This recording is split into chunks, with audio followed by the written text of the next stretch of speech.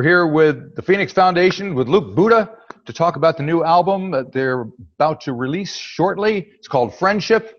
I think this is a first. This is a Buda to Duda interview. Buda Duda. I like it. Yeah, me too. It's an all Polish thing. No relation to the president, I hope. I don't know. I'm afraid to even find out. You know what I'm saying? Yeah. Sorry. In fact, that was kind of mean of me to say, wasn't it? No. Like that. It's a perfectly natural thing to wonder. So how's things down in Wellington? Actually really beautiful today. I mean, we don't want to go on about it, but it's one of those really nice days that are quite rare down here, and that that helps a lot. Yep. I think with general mood. Yeah, I had to put the shades down on the windows. There was too much sunlight coming in today. Not a problem I have often here, but if you can see here, that's actual sunlight, I think. Ah, very good. Yeah, I can see that. I'm in my garage. I like your background. Is that like a tapestry behind you? That's very cool. Oh, look at that. Man, and there's guitars. I love it.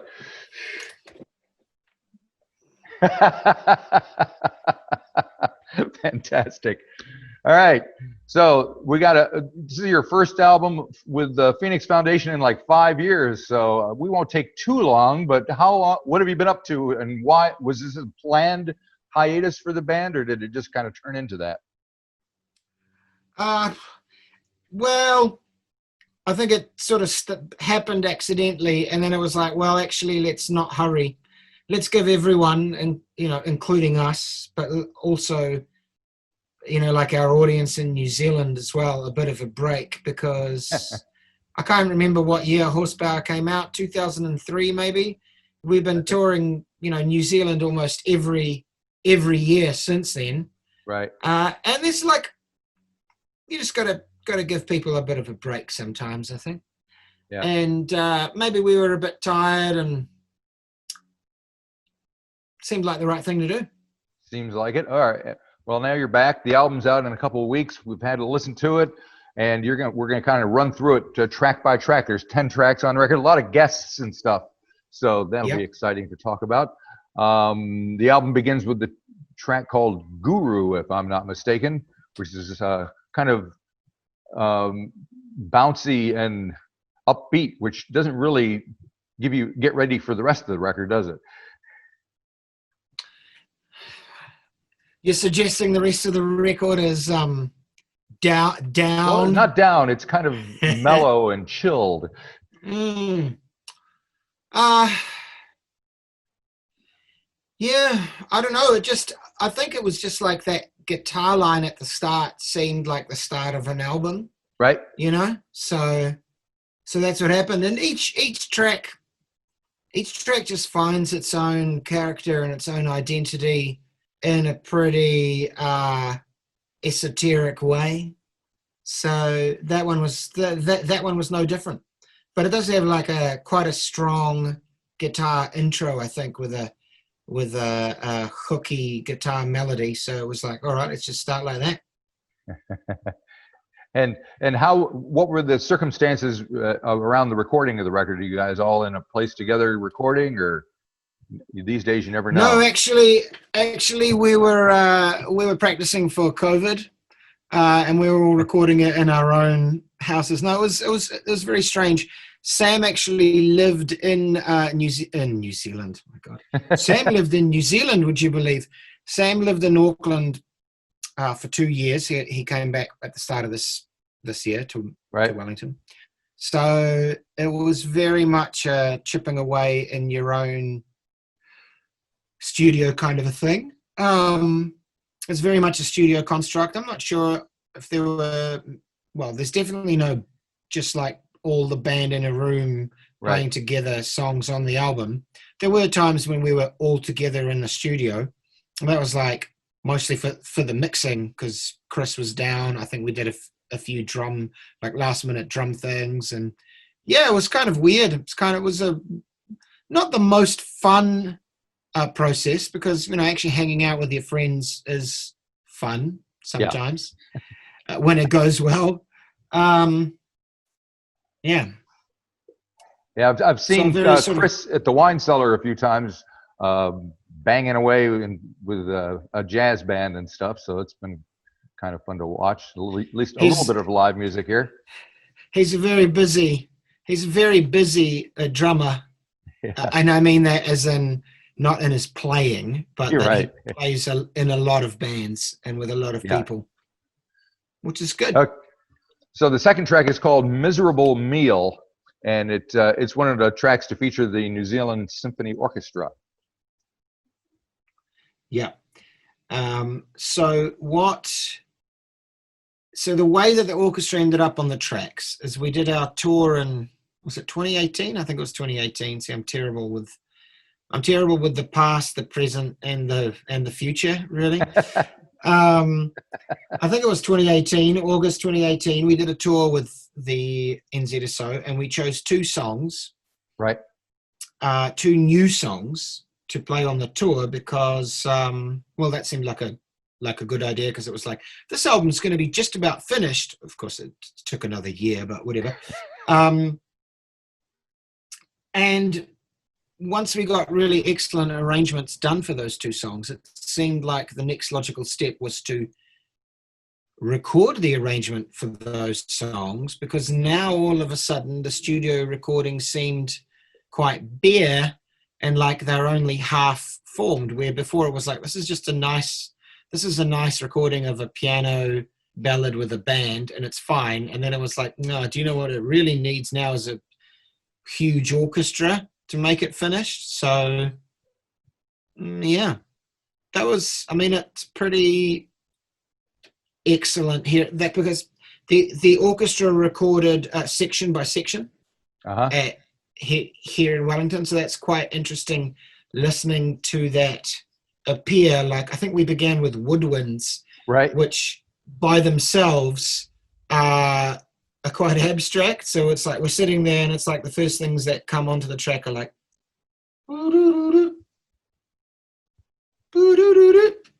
okay, and then and then slowly it sort of fills in, the full picture appeared. Very cool.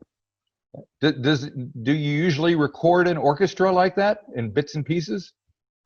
Well, that's the first time I've recorded an orchestra, but it did seem that Hamish, the conductor, thought that was a pretty good way of doing it, because you just have a little extra control. You can, if the woodwinds do a couple of takes where they're slightly off or whatever, that doesn't ruin everybody else of it.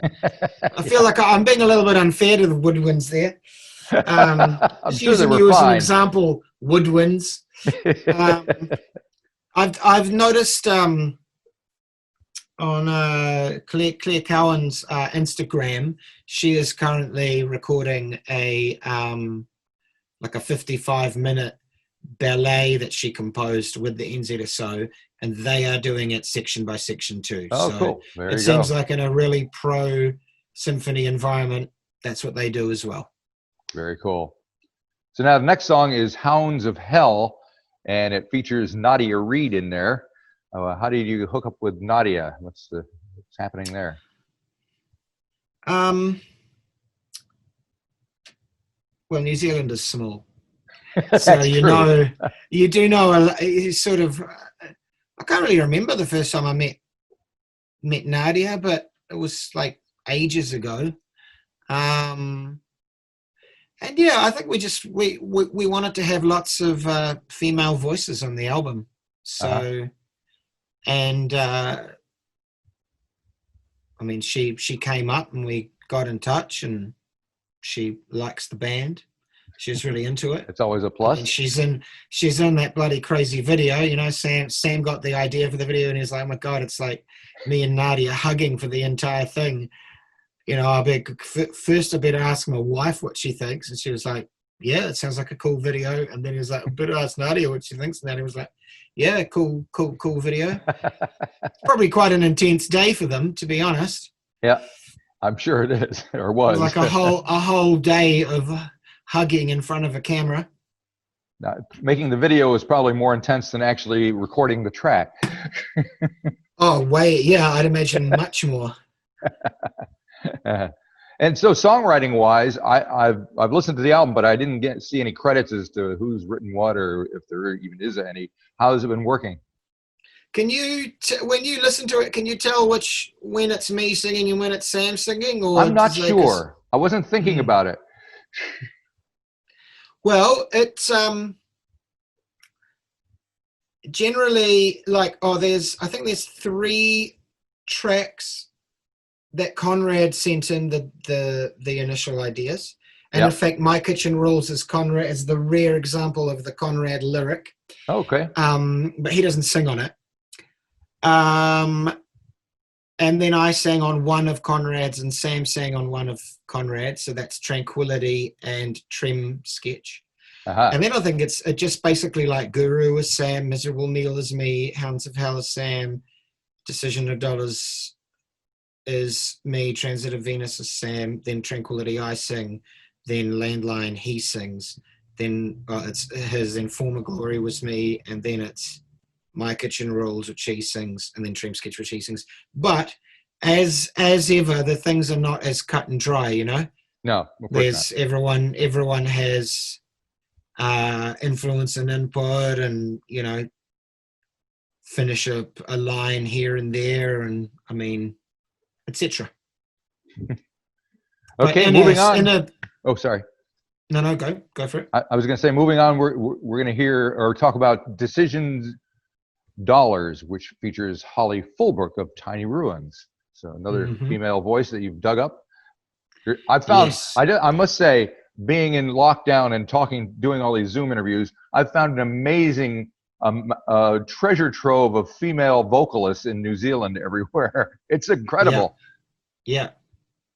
It's, I mean, at one point when you had sort of like, it's like, you know, Lord and Nadia, Holly, Aldous, Reb, Fountain, Tammy, Nielsen. Now there seems to be tons of Hannahs and I don't know. They're all over the place. It's great. Yeah, it's great. It's really great. It really has changed. I mean, you know, I know that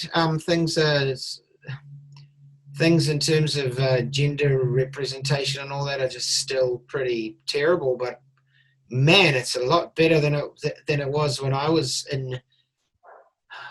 20. Yeah. You know, it's like you'd so rarely see a woman on stage at the local venue. It really was like, oh wow, look, they've got a woman in their band. That's good. I mean, even my choice of words there, or the words that came out of my mouth, spoke about how bloody rare that was. It's terrible. Yep. I feel ashamed of that sentence. But yeah, Don't it's not like that. It's not like that anymore, and thank God. It's great. Yeah, exactly. So how did you get Holly roped into this one? Just, you know, sent her a message, and she said, "Yep." It's quite a story you tell. Yeah. Well, it's not really much of a story. It was just like, you know, what do we like? Hung out with Tiny Ruins in Queenstown. I think they were playing at the Sherwood, and we were playing some like festival gig outside where it was, our sound check was at 8 a.m. Outside, and it was 1 degree. So the guitar strings were so cold that they felt like ice, and it hurt to play. Yeah. And they weren't in tune. And anyway, we played our gig, and then we went and watched their gig at what do you call it, at the Sherwood, and just had a really nice time having some drinks and chats, you know, new best friends. And so it was like, oh, we should get Holly to come and sing on it. And well, I was actually not at either the sessions with Nadia or with Holly, because they were both in Auckland. So that's when Sam lived with Auckland. Right. But yeah, Holly obviously a bit of a harmony master, because both of her contributions are pretty incredible harmonies. Yeah, and that song, so Decision Dollars, first, so that's been around, I think, since about 2015. I think it's taken me that long to bring it out, and it's basically like a power ballad about being hungover. Right. And it's called Decision Dollars because when I was hungover one time, because at my son's school, when he was quite a lot younger, they had a jar in which if you made a good decision, you got a decision dollar. And so one morning I was really hungover, and I was like, I said something like, "Oh, I made a terrible decision to drink that much last night." And I honestly can't remember whether it was me or my partner who said, no decision dollars for you. And yeah, and that's pretty straight up song, pretty straight up, just about being hungover. People seem to like that when we play it. It's a topic that is easy to identify with, I think. Certainly, yes. Majority of the human yes, species. Transit of Venus. And now we're back with the NZSO, and I love it because there's some whistling at the beginning of it, so it's always a good sign. Yeah, there's actually whistling. There's a kind of whistling throughout, but you just can't hear it as much because of the orchestra. So when we did the tour with the orchestra, they were all asked to whistle. I don't know whether they all did or not as they played their instruments, but right. That was pretty cool. Like, we're going to go to the NZSO and we're going to say, okay, and now everybody whistle. But there was no revolution. I thought maybe they wouldn't be into it, but everyone likes a whistle. I can't actually whistle. No? I've never made a whistling sound with my face. I remember I learned how to whistle when I was visiting my grandparents in England. I was 5 years old, and we were on a bus traveling to London from Midhurst or wherever it was. And so there was like 2 hours of a 5-year-old suddenly realizing he could whistle. Driving everyone insane. So yeah. I like that. Chris O'Connor actually likes to whistle like that. He's a lot older than 5.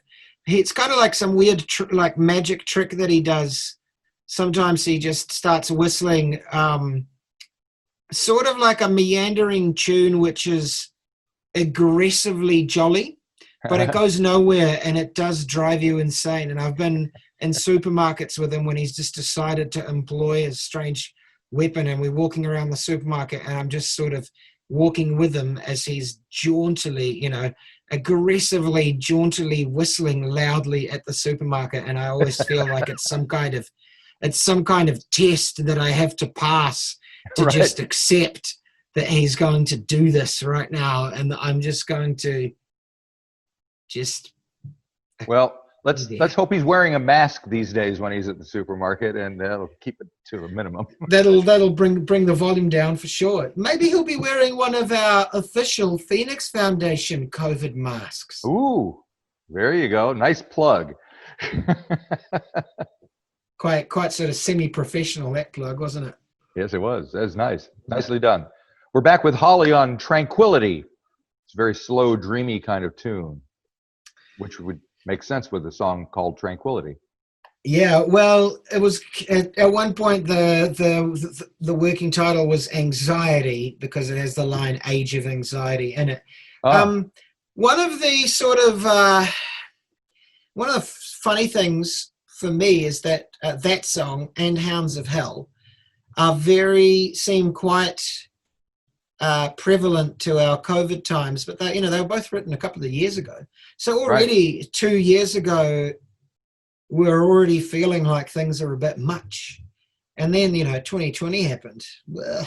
So it's been a strange year, that's for sure. Tranquility was a demo of Conrad's, which was called 4-track Trial, because you see, Conrad likes to do all sorts of strange things in a studio. Right. So I don't really know why that one was called 4-track Trial. I think there's more than 4 instruments in it, but it's a rare example of me writing lyrics in one sitting. So I don't often have moments where things come to me from some mysticism. It's more like a horrible, really long battle with getting some lyrics that I don't find too embarrassing to sing. Whereas this one, was actually at my neighbor's house. I had nowhere to make music at home, and my across the road neighbor, Norbert, who is a German man and a puppeteer who built his own house with his bare hands. He said, Norbert, "Why don't I'm going away. You can come to my house. You can set up some stuff at my house while I'm away." So thank you, Norbert. One late night, I went to Norbert's house and I recorded, and I had to listen to Conrad's track Tranquility, and I sat there for a while, and it pretty quickly those lyrics came out. Excellent. Which I feel, which are not about how you know, depressed I am or how I feel fat and tired. So anytime that my lyrics aren't about that, I feel pretty satisfied that I managed to find something else to sing about. And so then we go to something a little more upbeat, a tune called Landline, which almost you could almost describe it as, well, I almost could describe it as goofy. Yeah, it's a little bit goofy. Man, yeah, there was some talking about that today, actually, this morning. We were talking about comedy.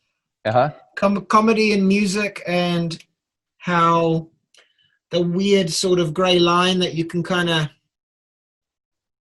like sometimes we've toyed with things that have irritated people. Like our song on Buffalo, Orange and Mango, got a lot of derision because it was too silly. And before Buffalo came out, we put out an EP called, I think it was called Merry Christmas. Yes. Which was very silly, a lot of silly stuff on it. And people, well, some people found it really kind of offensive because, like, it's just silly. Why would you do a silly thing? But one of my absolute favorite bands of all time is Ween. And the thing about Ween, right. but the thing about them as well is that they're not really cut and dry, whether it's comedy all the time either. They also run this weird sort of gray area where it's like, what's actually going on? And I don't actually think Landline is that far along that. But well, that's interesting. Ween, yeah, okay, I can see that. Yeah, shit, yeah. And also it's got a great bass line, this and a couple other tracks, and yeah, it's kind of fits in with what they were doing as well. Oh yeah, I mean, we're pretty lucky to have Tom Callwood's very reliable. First time he came to a Phoenix Foundation practice, because he's only been in the band about 10 years. Right, so he's a newbie. Yeah, actually Chris is the new guy because he's been in the band for 7. That's right. Tom had worked out every single song of ours on every album and EP, and he had it in a little book. And we were learning a 2-hour set, and he knew everything, and it was the first time he played it. Amazing. Yeah, you guys could probably learn something from him about your own music. We did. It was like, whoa, that's how you play. Oh, you know how to play that song. I haven't played that in years. Oh, those are the chords. Yeah. I mean, Landline is not that silly, though. I mean, it's... No. There's a long tradition of that kind of stuff anyway. I mean, Ghost Town. Man, I love that song, All the pubs, clubs have been shut down. Oh, bah, bah, bah, bah. Blur, so Blur, in my opinion, are a song that are basically influenced by Ghost Town. Or at least the first few Blur albums, just like, these guys love the Specials and they love Ghost Town. Right. And both Sam and I were hugely into Blur at high school. Oh, cool. So, I don't know. I feel like I'm being defensive about the fact that you said goofy, but I'm actually not feeling defensive. I'm like, yeah, it's a bit goofy. And now the next track definitely is not goofy. Former Glory. Yep. It seems somewhat political, if I may say so. Maybe. It's touches of that, I guess. And it sounds quite autobiographical. So. Yes, it's very autobiographical. Yeah, that one weirdly was quite hard to get right. Really? Like I did lots of different versions after we tried it as a band. I sort of lost my mind on it a little bit, to be honest. There's, I don't know, 10 different almost fully formed versions of that track on my hard drive. Uh-huh. But yeah, Sounds that's pretty sincere. It's probably the most sincere-ish sort of a thing on the album. Not that the other things are not honest, but there's a little touch there of that. Anita Clark on that, Motta, she's she's both singing and playing the violin. In fact, it's kind of like a shred violin solo. It's awesome on that track. She's pretty cool. Yeah.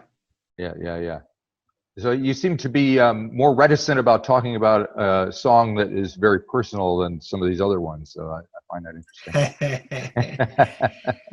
Yeah, I mean, it's actually like so clear and to the point, that one, that it's sort of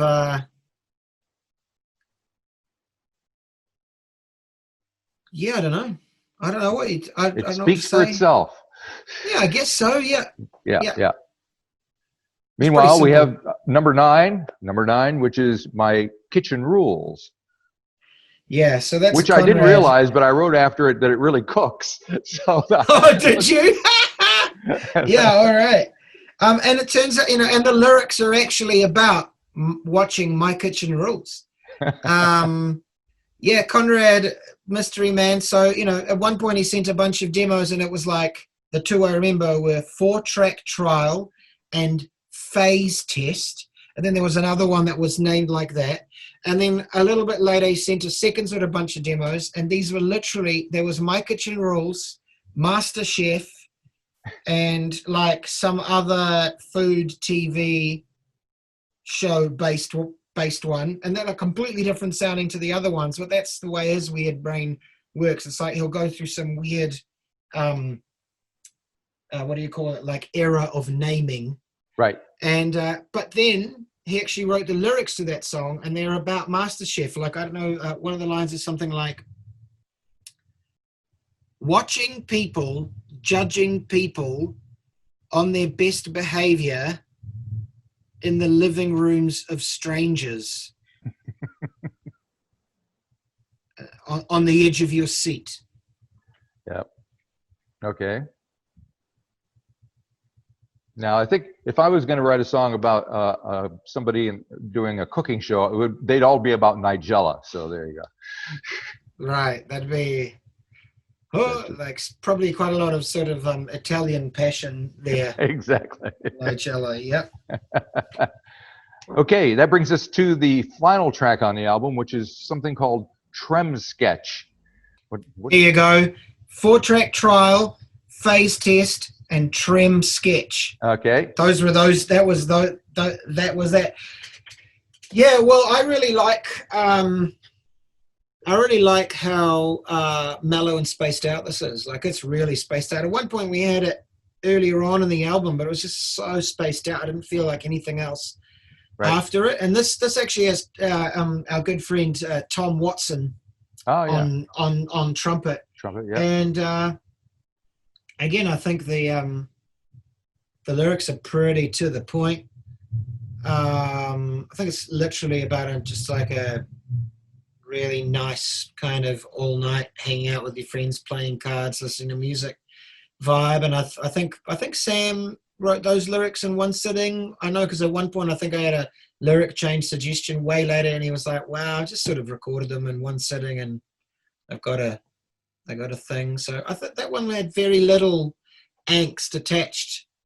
It's just like, that's nice. And often, actually, quite a lot of this album had very, very little angst attached with the recording of it, which is not a thing that we've experienced much in the past. In the past, we've often agonized over things, changed things a lot. Whereas this album, quite a few things just sort of came together and stuck. Cool. So that must be why you didn't end up calling it Age of Anxiety then. Yeah, that's right. Well, I think, it's a bit angsty to call it anxiety. So you Friendship's a much better name anyway. And I think that there's already an album called Age of Anxiety. probably A recent album. there's got to be. Recent album. There's, so you got a tour lined up as well, right? Hopefully Yeah, well, hopefully. in November. I mean, is it? you just, I mean, and now for us, it's sort of like, well, you got to book the tour. You kind of just got to, Right. I don't know about, it's not pretend that things are going to be all right, but just be like, well, we've just actually got to go through the motions, and Yeah. hopefully it will end up being okay at that time. I mean, if we just wait, uncertainty is hard on everyone's mind, I think, but we just got to carry on, right? There you go. So yeah. And up here, I think you're playing the Power Station. Is that right? Yeah. Oh, and good. we're taking Anita on tour with us. So Oh, great. Anita Clark. So she's going to play, string parts, and she's going to sing. Very good. So that'll be cool. That'll be a nice little extra, I think. Excellent. How we'll fit on stage, I don't know, but I'm sure it's a pretty big we'll stage. work it out. Well, the Power Station is. Some of the other venues, Lord knows. Have you guys been putting on a few pounds during COVID and lockdown? Oh, I was pretty fat before lockdown, so I'm still fat. Got to get into fighting shape. Well, I actually did more walking during COVID than I ever have before. So. Oh, good. Mm. Excellent. Every day, big family walk. That was nice. It's a nice routine, that. Yep. Walking is great. Mm. Well, thank you for spending so much time with me with the new record. It sounds great. I've enjoyed listening to it, and I can't wait to see you guys in the flesh around the corner here at the Power Station. It'd be great. Brilliant. Thanks, Marty. Thank you very much. Have a good rest of your day. Thank you. Peace out, Bye. man.